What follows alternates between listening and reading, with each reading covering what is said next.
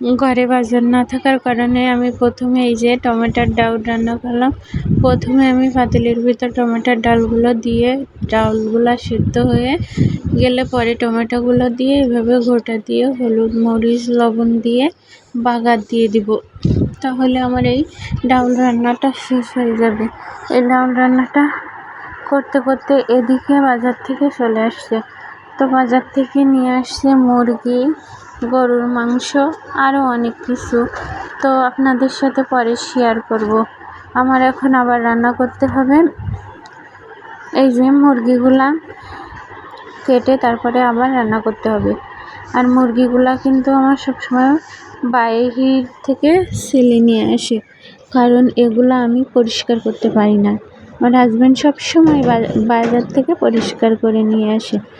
তো এই দেখেন, কাটতেও মনে হয় ভালো পারি না, তবে আপনারা দেখে বলবেন কিভাবে কাটছি আর কাটাটা ভালো হয়েছে কি।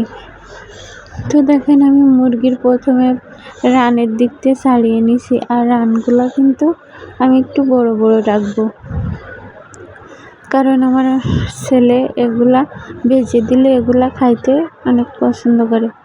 তো দেখেন, রানগুলো একটু বড় বড় করে রাখলাম। রাখার পরে পুরা মুরগিটা কেটে ফেলবো। তো এই যে কেটে আমি সুন্দর করে পিস পিস করে ফ্রিজে রেখে দেবো।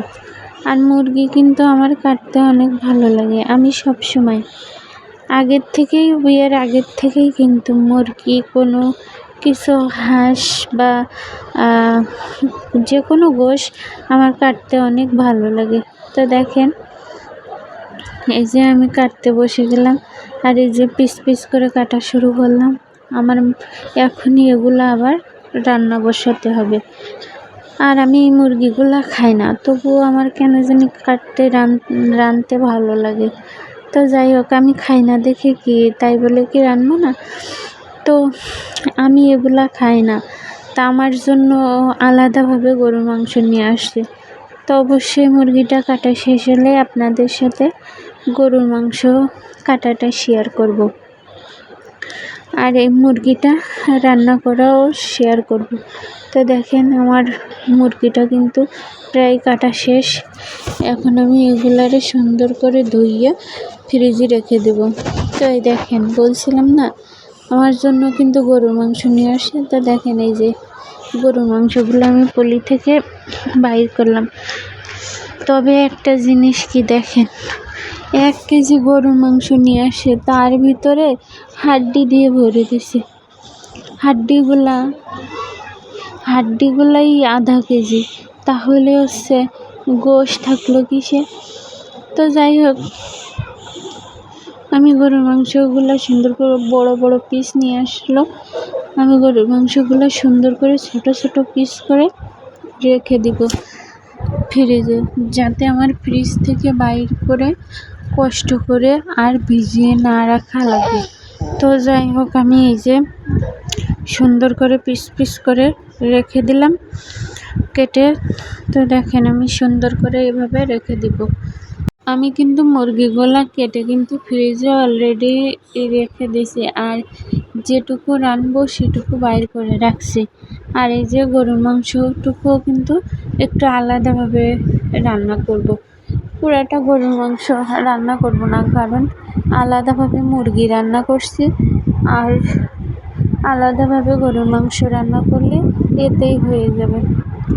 তো দেখেন, আমার মাংসগুলো প্রায় কাটা শেষ। এখন আমি এগুলারে ধুয়ে সুন্দর করে রেখে দেবো।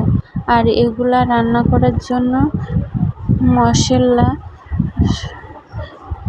বাটা সুন্দর করে বেটে নিব। আর আমি কিন্তু মশলা বাটা যখন যেটা রান্না করি সেটার জন্য তখনই মশলা বেটে নিই। আমি আলাদাভাবে কখনো মশলা বেটে রাখি না। যাই হোক, মাংসগুলো দেখেন কত ফ্রেশ। আর এই যে এগুলো মনে হয় সকালে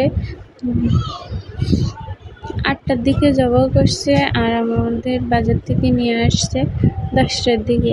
তো দেখেন, মাংসগুলো কিন্তু অনেক টাটকা আছে। এই যে, আর আমি কিন্তু আমার হাজব্যান্ড বাজারে যাওয়ার সময় সব সময় বলি যে সবসময় টাটকা জিনিস আনতে, কারণ টাটকা জিনিস দেখলে কিন্তু চেনা যায়, আবার যেগুলো অনেক দিন হয়ে গেছে সেগুলোও কিন্তু দেখলে বোঝা যায়। তো এগুলা কিন্তু টাটকা ছিল এবং ফ্রেশ ছিল। তো দেখেন এই হাড্ডিগুলা আমার দেখে যে এত বিরক্ত লাগছে, যে 1 কেজি মাংসের ভিতর যদি এত হাড্ডি থাকে তাহলে আর কি খাওয়া লাগবে। তো যাই হোক, হাড্ডি থাকলে কিন্তু মাংসগুলা ফ্রেশ আছে, আর এই ফ্রেশ মাংসগুলা কিন্তু খাইতেও অনেক স্বাদ লাগবে।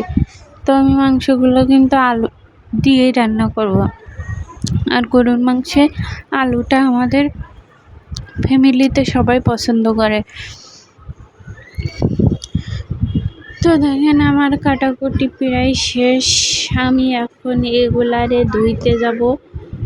তো আর এগুলা ধোয়ার পরে এই মাংস কাটাকাটি করার ভিতরে কিন্তু বাবু কান্না করছিল। পরে আমি ভাবছি যে বাবুর খাবারটা রান্না করে দিব আগে, তার ভিতর আমার একটু ক্ষুধা লাগছিল। তো আমি আবার রাতে মাছ ভুনা করছিলাম, তো মাছ ভুনাটা রেখে দিয়েছিলাম। তো সেই মাছ ভুনা দিয়ে আমি একটু হালকা পাতলা খেয়ে নিলাম, কারণ আমার ক্ষুধা লাগলে আবার আমি সহ্য করতে পারি না। তো দেখেন এই যে আমি ডাউল দিয়ে মাছ ভুনা করছিলাম, এই মাছ ভুনা দিয়ে ভাতটা খেয়ে নিলাম। তারপরে কিন্তু আমি রান্না বসাতে যাব। এর ভিতর কিন্তু বাবু কান্নাকাটি করছিল। আমার খাওয়া শেষ, বাবুও কান্নাকাটি করছিল। তো বাবুর জন্য রান্না করে বাবুকেও খাইয়ে তারপরে আস্তে ধীরে রান্না বসাবো, কারণ আমাদের অত তাড়াতাড়ি খাওয়া হয় না। তো আমাদের সবসময় দেরিতেই খাওয়া হয়। তো যাই হোক, আমার কিন্তু প্রায় খাওয়া শেষ। এই যে রুই মাছ দিয়ে ডাউল দিয়ে ভুনা করছিলাম। তো রুই মাছ দিয়ে ডাউল দিয়ে ভুনা খাইতে কিন্তু অনেক স্বাদ লাগে।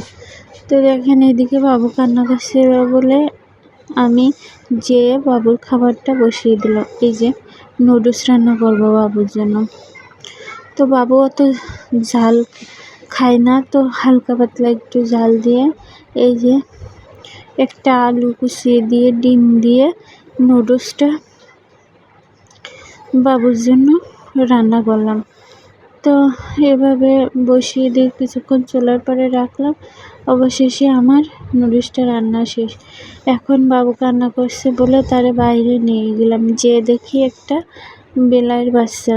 তো এখানে বিড়ালের বাচ্চাটারে দেখাচ্ছিলাম বাবুরে, দেখো সে তো কান্না করে না, সে কত সুন্দর বসে আছে। না তুমি কেন কান্না করছো, সে তো খাইতে চাচ্ছে না। তো যাই হোক, বাবু বিড়ালের বাচ্চাটা দেখে কিছুক্ষণ চুপ করেছিল। তো থাকার পরে আবার সে কান্না শুরু করলো। তাই আমি বিড়ালটাকে একটু ধরার চেষ্টা করলাম। তো বিড়াল আমার দিকে দৌড় মারছে, তো উঠে গেছে, সে তারে মনে হয় শুইতে দেবে না। তো ঠিক আছে, বিড়াল একটু অনেকক্ষণ শুয়েছিল, তো সে আবার একটু ব্যায়াম করে নিচ্ছে দেখেন। তো যাই হোক, মাশাআল্লাহ বিড়ালটা কিন্তু অনেক দেখতে সুন্দর ছিল। যাই হোক, আমি এখন রান্না করতে যাব, আর রান্নার ভিডিওটা অবশ্যই আপনাদের সাথে শেয়ার করব। সবাই ভালো থাকবেন, সুস্থ থাকবেন, আর আমার জন্য সবাই দোয়া করবেন। আল্লাহ হাফেজ, বাই বাই, টাটা, সবাই ভালো থাকবেন।